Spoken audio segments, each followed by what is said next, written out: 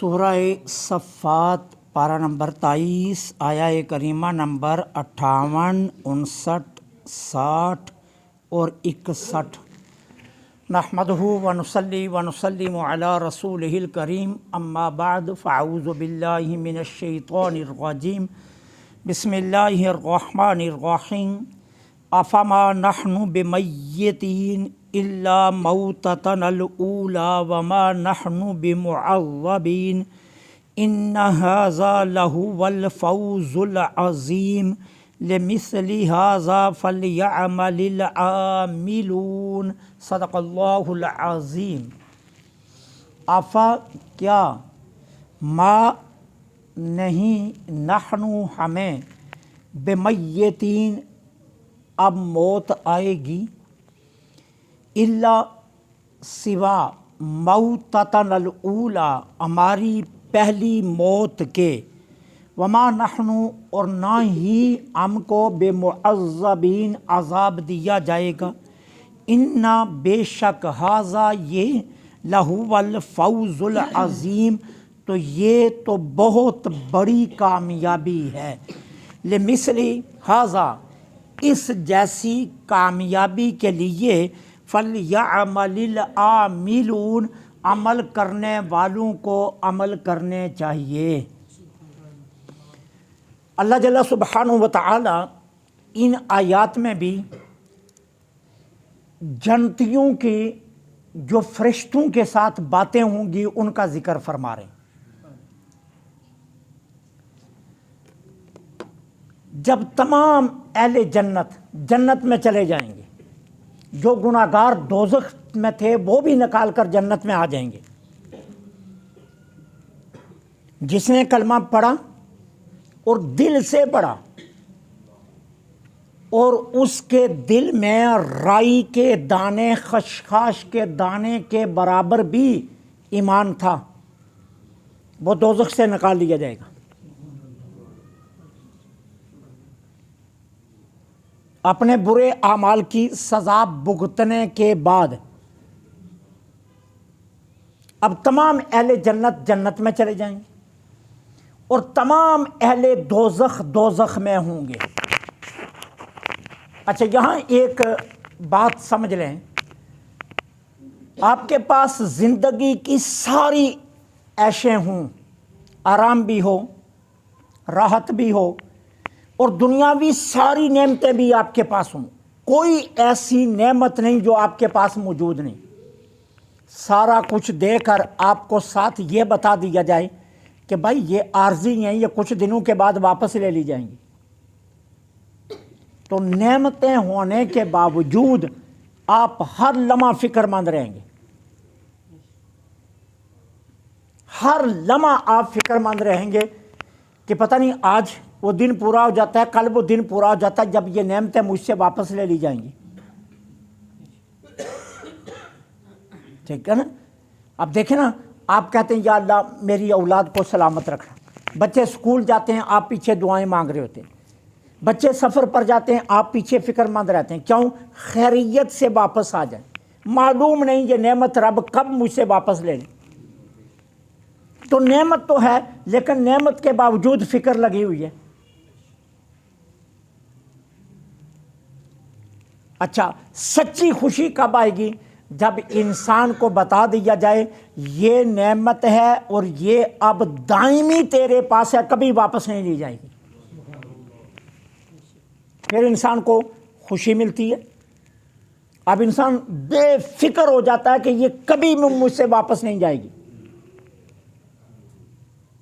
اب جب تمام اہل جنت جنت میں آ جائیں گے اور تمام اہل دوزخ دوزخ میں آ جائیں گے تو جنتیوں کو ابھی تک اس بات کا علم نہیں ہوگا کہ دوبارہ موت نہیں آئے گی، ابھی یہ فکر لاحق ہے کہ پتہ نہیں یہاں بھی موت آئے گی۔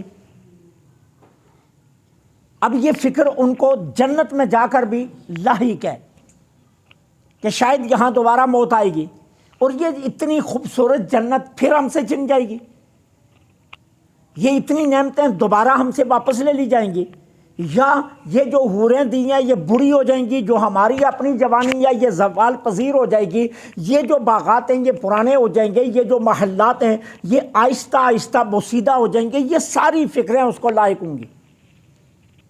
اب ہوگا کیا؟ اللہ جل سبحانہ و تعالی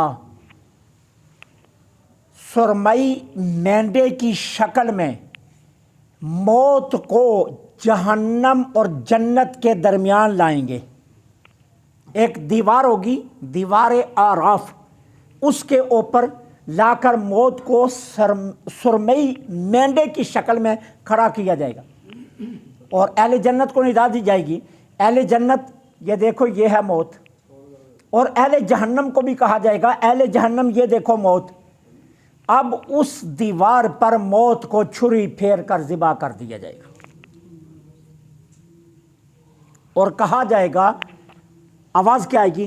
اے اہل جنت اب جنت میں رہو بغیر موت کے، اور اے اہل جہنم اب جہنم میں رہو بغیر موت کے۔ اب جب یہ ندا آئے گی نا تو اہل جنت فرشتوں کو پکڑ کر پوچھیں گے کیا اب ہمیں موت نہیں آئے گی؟ یہ جو اعلان ہوا ہے یہ ہمارے ہی بارے میں ہے نا، کسی اور کے بارے میں تو نہیں؟ کیوں؟ تاکہ وہ دائمی نعمتوں پر اپنے رب کا شکر بھی ادا کر سکیں اور اظہار مسرت بھی کر سکیں۔ اب وہ فرشتوں سے پوچھیں گے کیا یہ اعلان ہمارے بارے میں ہی ہوا ہے نا، کیا اب ہمیں موت نہیں آئے گی؟ کہا جائے گا نہیں، اعلان سن نہیں لیا آپ نے، موت نہیں آئے گی، موت کو ذبح کر دیا گیا، موت کو خود موت آ گئی ہے، اب موت نہیں آئے گی۔ اچھا پھر کہیں گے کیا ایک اور بات بتائیے کہ ہمیں عذاب اب نہیں ہوگا؟ کہا جائے گا نہیں، اب تو کوئی عذاب نہیں ہے، تم تو جنت میں آ گئے ہو، اب جنت میں تمہیں کوئی تکلیف، عذاب سے مراد ہے تکلیف، بیمار نہیں ہوگے، جوانی ڈلے گی نہیں، تمہیں بول و بازار کی شکایت نہیں ہوگی، بخار نہیں ہوگا، سر درد نہیں ہوگا، بلڈ پریشر نہ ڈاؤن ہوگا نہ اپ ہوگا، نہ شوگر ہوگی، کوئی بیماری یہاں نہیں ہوگی تمہیں، پھر تمہاری جوانی بھی نہیں ڈلے گی، پھر تمہاری نعمتوں میں بھی کوئی فرق نہیں آئے گا، یہ تمہارا حسن، یہ جمال، یہ خوبصورتی، ہر چیز من و ان قائم رہے گی، ہر چیز۔ ہاں ہاں، وہ یہ ساری باتیں سن کر کیا کہیں گے؟ ان ھذا لہو الفوز العظیم، یہ تو بہت بڑی کامیابی ہے، فوز عظیم ہے، یہ تو اتنی بڑی کامیابی ہمیں مل گئی۔ اب ہم دنیا میں جس انسان کے بچے پڑھ جائیں، جس انسان کا کاروبار ٹھیک ہو، جو اپنے تمام بچوں کو اپنی زندگی میں سیٹل کر لے، اپنے تمام بچوں کو ان کے عہدوں پر اپنی آنکھوں سے دیکھ جائے، ہم کہتے ہیں یار اس بندے نے بڑی کامیاب زندگی گزاری، اتنی اچھی پلاننگ کی اپنی زندگی کی۔ دیکھو مرنے سے پہلے سارے بچے میرڈ ہو گئے، سارے بچے کام پر لگ گئے، سارے بچوں کے گھر بن گئے، اور ابھی بابے کے پاس اپنا کام پھر بھی ہے۔ ہم کہتے ہیں یہ کامیاب ترین انسان ہے، ہم اسے کامیاب گنتے ہیں، لیکن قیامت کے دن یہ ڈگری نہیں مانی جائے گی، اس کا نام کامیابی نہیں ہوگا۔ کامیابی کس کا نام ہوگا؟ جس نے دنیا کی ساری چیزوں کو حصول آخرت پر خرچ کیا ہوگا۔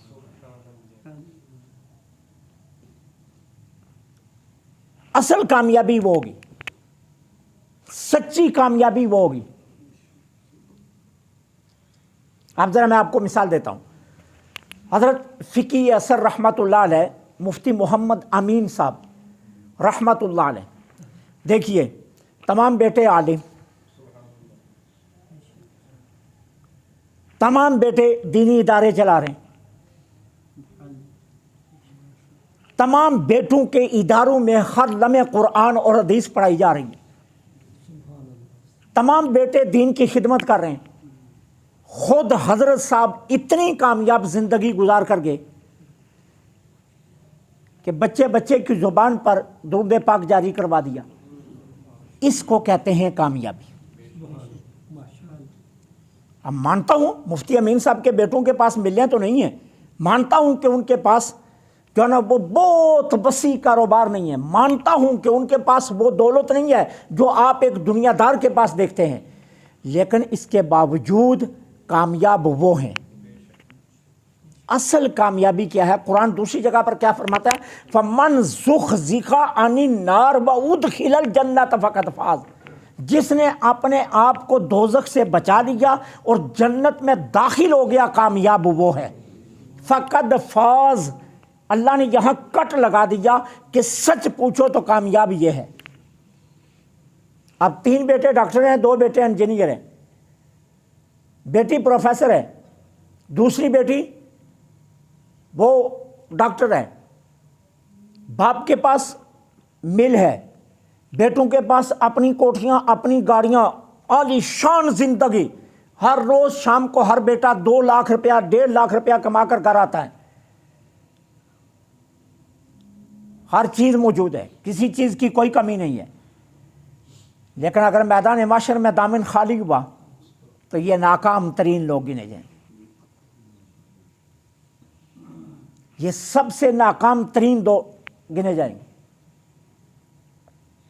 اور اگر دنیا میں لباس تو پھٹا ہوا تھا، جسم پر کپڑے پورے نہیں تھے، زندگی انتہائی خستہ گزر رہی تھی، مکان تک بھی اپنا نہیں تھا، ساری زندگی کرائے پر گزار دی، لیکن باپ 5 وقت کا نمازی، بیٹے 5 وقت کے نمازی، بیٹوں کو قرآن سے محبت، باپ کو قرآن سے محبت، نماز سے محبت، مسجد سے محبت، دین سے محبت، دین داروں سے محبت، درود پاک سے محبت، رسول اللہ سے محبت، تو قیامت کے دن یہ کامیاب ترین لوگوں میں کھڑے ہوں گے۔